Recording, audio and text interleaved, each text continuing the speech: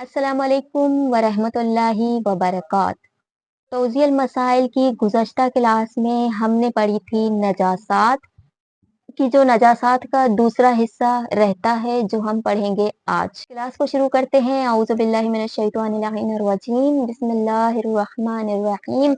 रब्बी यस्सिर वला तुअस्सिर वतम्मिम बिल खैर। अल्लाहुम्मा सल्लि अला मुहम्मद व आलि मुहम्मद। नजासात में से आज हम क्लास को शुरू करेंगे वहीं से जहाँ पे हमने कल की क्लास को ख़त्म किया था।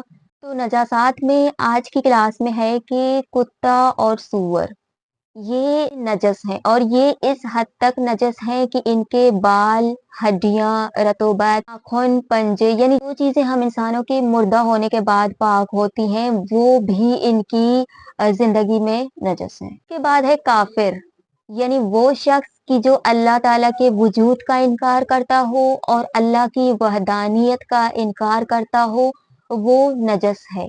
काफिर का तमाम बदन, कुल्ले बदन, उसके रतूबत, बाल, नाखून, हर चीज नजस है।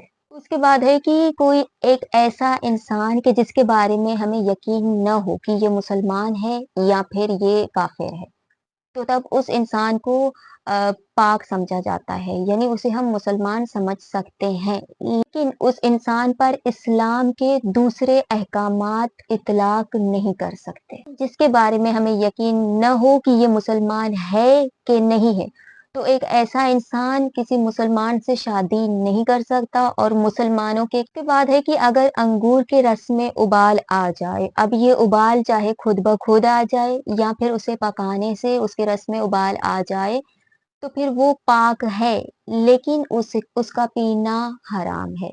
पाक है से मुराद ये है कि वो चीज़ अगर हमारे कपड़ों पे लग जाए तो हमारे कपड़े नजस नहीं हो सकते। और इसी तरह से अंगूर के बारे में भी यही हुक्म है कि उबला हुआ अंगूर हराम है लेकिन नजस नहीं है।